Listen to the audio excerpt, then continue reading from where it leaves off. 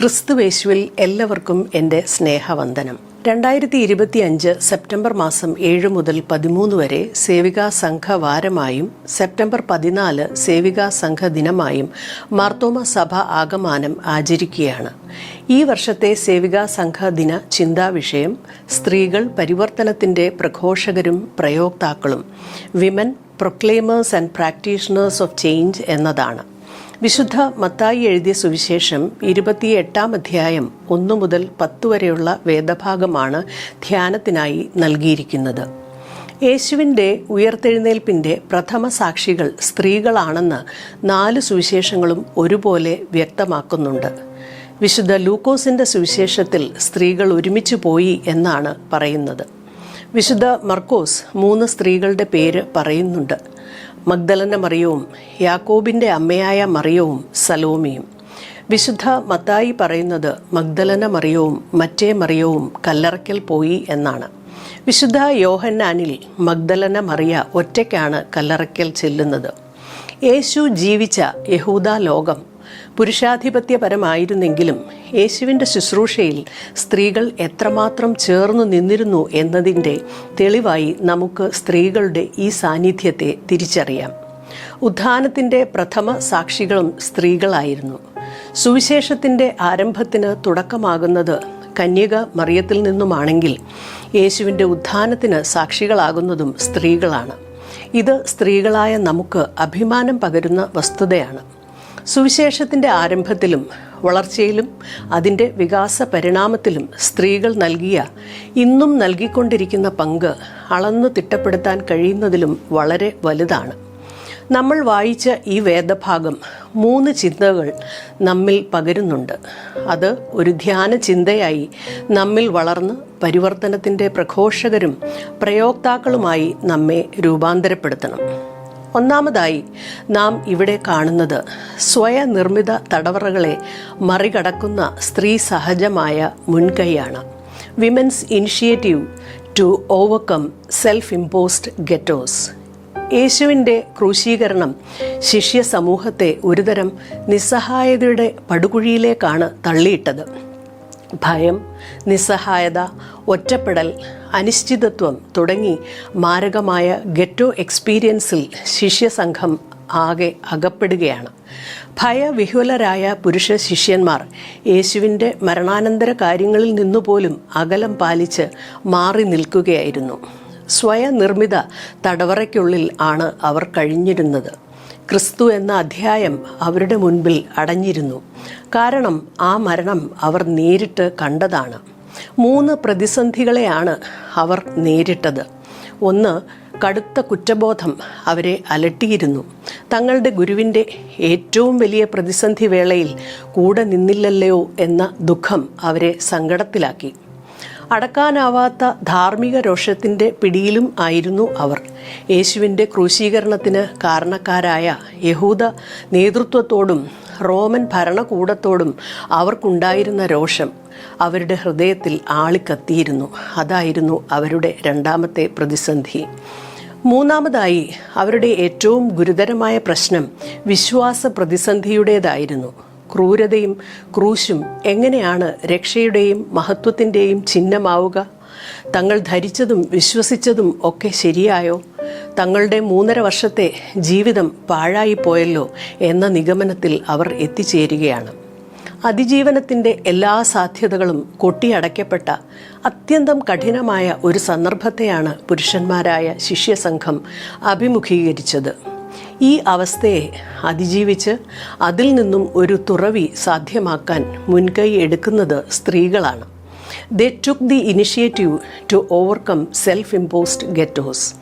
ഇരുട്ടും ഭയപ്പെടുത്തുന്ന സാഹചര്യങ്ങളും കണക്കിലെടുക്കാതെ കല്ലറയിലേക്ക് പോകാൻ അവർ തീരുമാനം എടുക്കുകയാണ്. അവിടെ ചെന്നതിന് ശേഷവും അവർ പ്രതിസന്ധികളെ അഭിമുഖീകരിക്കുന്നുണ്ട്. യേശുവിൻ്റെ ശരീരം കാണാതെ മഗ്ദലന മറിയ ഭയവിഹ്വലയാകുന്നു. അവൻ്റെ ശരീരം എവിടെയാണ് വെച്ചിരിക്കുന്നത്? ഞാൻ എടുത്തുകൊണ്ടു പോയിക്കൊള്ളാം എന്ന് അവൾ പറയുന്നുണ്ട്. 3 നാൾ കഴിഞ്ഞാൽ ഏത് ശരീരവും അഴുകും, നാറ്റം വയ്ക്കും എന്ന് അറിയാതെയല്ല ഞാൻ എടുത്തുകൊണ്ടു പോയിക്കൊള്ളാം എന്ന് അവൾ പറയുന്നത്. അതാണ് ഒരു സ്ത്രീയുടെ ഹൃദയവും മനസ്സും. അവർ സ്നേഹിക്കുന്നവർക്ക് വേണ്ടി എല്ലാ യുക്തികളും അവിടെ ഉപേക്ഷിക്കും. അത്രയ്ക്ക് ആഴമുള്ള ഒരു ബന്ധം യേശുവുമായി അവർ നെയ്തെടുത്തിരുന്നു. They have kept an intimate relationship with Christ and his ministry.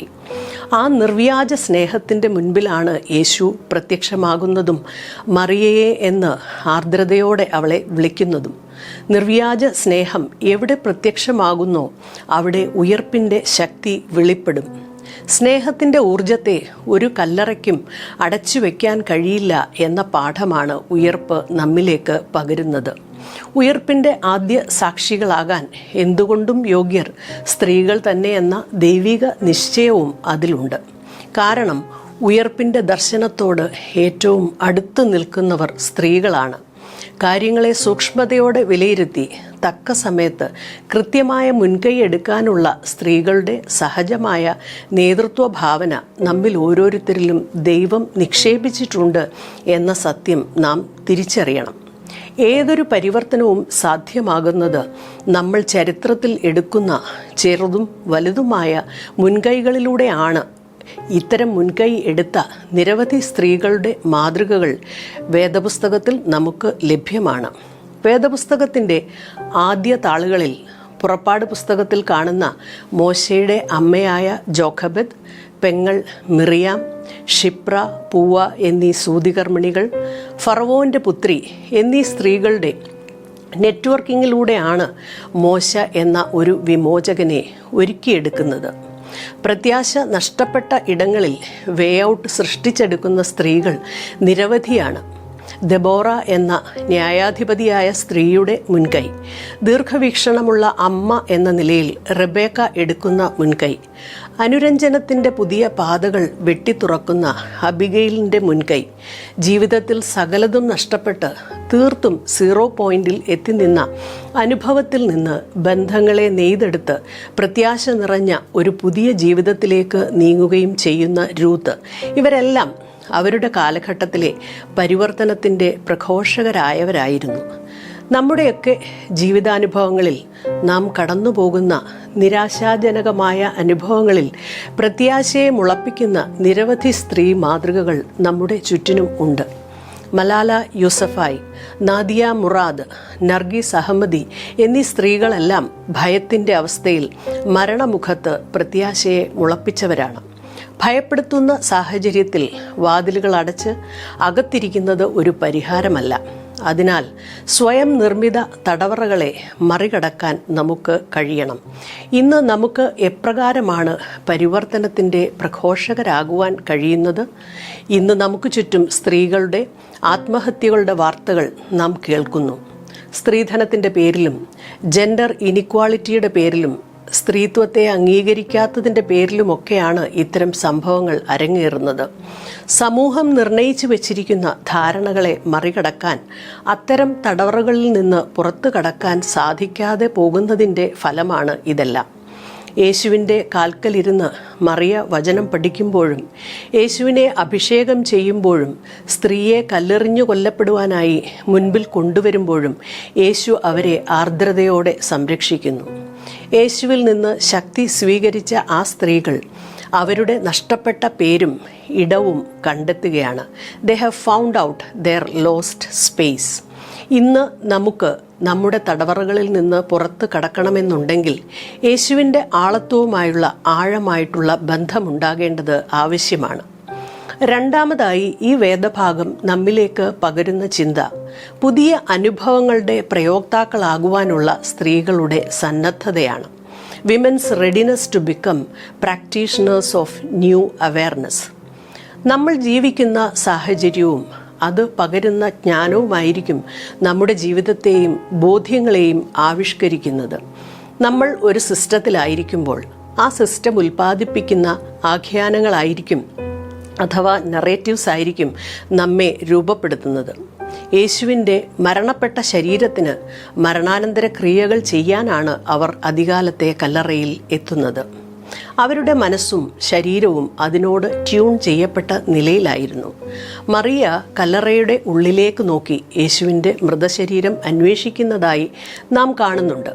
അപ്പോൾ ക്രൂശ്, കല്ലറ, മരണം ഇവയെ ചുറ്റിപ്പറ്റിയുള്ള പരമ്പരാഗത ആഖ്യാനങ്ങളുടെ അഥവാ ഓൾഡ് നറേറ്റീവ്സിൻ്റെ നടുവിൽ നിന്നിരുന്ന മഗ്ദലന മറിയത്തിൻ്റെയും മറ്റു സ്ത്രീകളുടെയും മുമ്പിലേക്കാണ് യേശു ഉയർത്തെഴുന്നേറ്റു എന്ന ദൂതൻ്റെ പുതിയ ആഖ്യാനം എത്തുന്നത്. പുതിയ സുവാർത്ത അവരെ അടിമുടി രൂപാന്തരപ്പെടുത്തുകയാണ്. അങ്ങനെ അവർ വേഗത്തിൽ മഹാസന്തോഷത്തോടുകൂടി കല്ലറ വിട്ടു എന്നാണ് മത്തായി എഴുതിയിരിക്കുന്നത്. ഒരു പുതിയ ദർശനം, ന്യൂ നറേറ്റീവ്, അവരുടെ ജീവിതത്തോട് അവർ എഴുതി ചേർക്കുകയാണ്. പുതിയ അനുഭവങ്ങളുടെ പരിവർത്തകരും പ്രയോക്താക്കളുമായി അവർ രൂപാന്തരപ്പെടുകയാണ്. നിലവിലിരിക്കുന്ന നറേറ്റീവ്സും സ്റ്റാറ്റസ്കോകളെയും മെയിൻറ്റെയിൻ ചെയ്യുന്നതിലൂടെ അല്ല പരിവർത്തനം സാധ്യമാകുന്നത്. പിന്നെയോ ന്യൂ നോർമൽസിനെ സൃഷ്ടിക്കാൻ കരുത്ത് കാട്ടുന്നവരിലൂടെയാണ്. അതിന് ഒരു അൺലേണിംഗ് പ്രോസസ്സ് നമ്മിൽ സംഭവിക്കണം. വർഷങ്ങളായി നമ്മിൽ അടിഞ്ഞുകൂടിയ പരമ്പരാഗത ധാരണകളെ അൺലേൺ ചെയ്യുന്നത് പരിവർത്തനത്തിൻ്റെ ആദ്യ പടിയാണ്. പരിവർത്തനം അഥവാ മാറ്റം ആരംഭിക്കേണ്ടത് നമ്മുടെ ഉള്ളിൽ നിന്നാണ്. നമ്മുടെ ഉള്ളിൽ ദൈവം നൽകിയിട്ടുള്ള അനന്തമായിട്ടുള്ള സാധ്യതകളെ കണ്ടെത്തുവാൻ നമുക്ക് കഴിയണം. പുതിയ അവബോധം ഉൾക്കൊണ്ട് ജീവിതത്തിൽ പുതിയ പാതകളെ വെട്ടിത്തുറന്ന സ്ത്രീകളെ വേദപുസ്തകത്തിൽ നമുക്ക് കാണുവാൻ സാധിക്കും. ശമര്യാക്കാരത്തി സ്ത്രീ അപ്രകാരം യേശുവിലൂടെ പുതിയ പാത വെട്ടിത്തുറന്ന സ്ത്രീയാണ്. വംശീയതയുടെയും ആത്മനിന്ദയുടെയും പരമ്പരാഗത ആഖ്യാനങ്ങളിൽ കഴിഞ്ഞിരുന്ന അവൾക്ക് യേശു പുതിയ അവബോധമാണ് പകരുന്നത്. ഒരു പട്ടണത്തെ മുഴുവനും ക്രിസ്തുവിങ്കലേക്ക് ആകർഷിക്കുവാൻ അവൾ പ്രാപ്തയായി. പുതിയ അവബോധവാഹകരായി പുതുലോകത്തെ സൃഷ്ടിക്കാനുള്ള വെല്ലുവിളികളാണ് സ്ത്രീകളായ നമുക്ക് ദൈവം നൽകുന്നത്. മൂന്നാമതായി, പുതിയ പരിവർത്തന ദൗത്യത്തിൻ്റെ പരികർമ്മികളാണ് സ്ത്രീകൾ. Women are agents of new mission for change.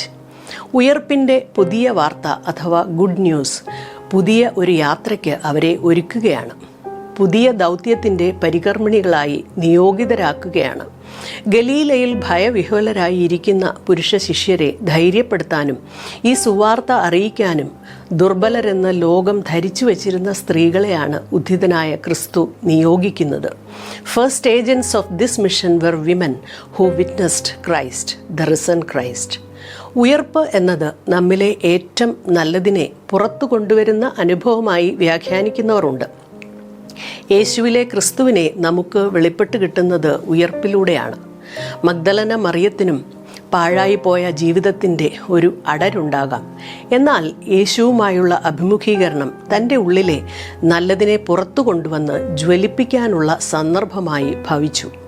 ഉയർപ്പിനെ ദർശിച്ച എല്ലാ സ്ത്രീകളും അന്നത്തെ ഭവന സഭകളുടെ ശില്പികളായിട്ടാണ് ചരിത്രം അടയാളപ്പെടുത്തിയിരിക്കുന്നത്. ഉയർത്ത കർത്താവിനെ ആശ്ലേഷിക്കാൻ ആഗ്രഹിക്കുന്ന മറിയയെ യേശു വിലക്കുന്നത് ശ്രദ്ധേയമാണ്. തന്നെ ഒരു ആരാധനാമൂർത്തിയായി കണ്ട് നിശ്ചലയാകാനുള്ള മറിയയുടെ ശ്രമത്തെയാണ് യേശു വിലക്കുന്നത്. ഉയർപ്പിൻ്റെ സുവാർത്ത തൻ്റെ സഹപ്രവർത്തകരെ അറിയിക്കാനുള്ള വലിയ ദൗത്യമാണ് അവളെ ഭരമേൽപ്പിക്കുന്നത്. മറ്റൊരു അർത്ഥത്തിൽ പറഞ്ഞാൽ അപ്പോസ്തോലരുടെ അപ്പോസ്തോലയായി മറിയയെ യേശു ഉയർത്തുകയാണ്. യേശു സ്ത്രീകൾക്ക് നൽകിയ ഈ അംഗീകാരം നമുക്കിന്ന് ലഭിക്കുന്നുണ്ടോ? സ്ത്രീകളുടെ എല്ലാവിധ ഭാവനകളെയും സർഗാത്മകതയെയും കെടുത്തിക്കളയുന്ന നിരവധി വിലക്കുകളുടെ മധ്യയാണ് സ്ത്രീകൾ ഇന്നും കഴിയുന്നത്. ഉയർപ്പ് സത്യത്തിൽ സ്ത്രീകളുടെ ആഘോഷമാണ്. നമ്മിലെ സ്ത്രീത്വത്തെ വിലമതിക്കാനുള്ള അവസരമായി നാം അതിനെ കാണണം. ഞാൻ എൻ്റെ ചിന്തകൾ ഉപസംഹരിക്കട്ടെ. 3 ചിന്തകളാണ് ഞാൻ പങ്കുവച്ചത്. ഒന്നാമതായി ഞാൻ പറഞ്ഞത് സ്വയനിർമ്മിത തടവറകളെ മറികടക്കുന്ന സ്ത്രീ സഹജമായ മുൻകൈകളെക്കുറിച്ചാണ്. Women's initiative to overcome self imposed ghettos. രണ്ടാമതായി ഉയർപ്പ് പകരുന്ന പുതിയ അനുഭവങ്ങളുടെ പ്രയോക്താക്കളാകുവാനുള്ള സ്ത്രീകളുടെ സന്നദ്ധതയെക്കുറിച്ചാണ് ഞാൻ പറഞ്ഞത്. Women's readiness to become practitioners of new awareness. മൂന്നാമതായി ഞാൻ പറയാൻ ശ്രമിച്ചത് ഉയർപ്പ് പകരുന്ന പുതിയ ദൗത്യത്തിൻ്റെ ഏജൻസായി സ്ത്രീകളായ നാം നിലകൊള്ളണം എന്നാണ്. Women are agents of new mission for change. ഈ ഒരു ദൗത്യം ഒരു മാറ്റത്തിനുള്ള വിത്തായി നമ്മുടെ ഉള്ളിൽ വളരണമെങ്കിൽ 3 ബോധ്യങ്ങൾ നാം ഉള്ളിൽ സ്വീകരിക്കണം. 1, വചന വായനയിലൂടെയും പഠനത്തിലൂടെയും വിശ്വാസത്തിൻ്റെ ഉൾക്കാമ്പുകളെ സ്വീകരിച്ച് അനുദിനം അതിൽ വളരുവാൻ നമുക്ക് കഴിയണം. രണ്ടാമതായി, അറിഞ്ഞ വിശ്വാസത്തോട് തികഞ്ഞ നീതിയും ആത്മാർത്ഥതയും പുലർത്തി എല്ലാവർക്കും മാതൃകയാകാൻ നാം യത്നിക്കണം. മൂന്നാമതായി, നമ്മൾ ജീവിക്കുന്ന ചുറ്റുവട്ടത്തിൽ മാറ്റങ്ങൾ വരുത്താൻ വിളിക്കപ്പെട്ടവരാണെന്ന ബോധ്യത്തിൽ മടി കൂടാതെ നിലകൊള്ളുവാൻ നമുക്കേവർക്കും കഴിയണം.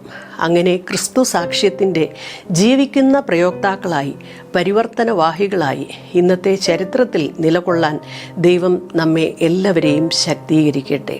Thank you.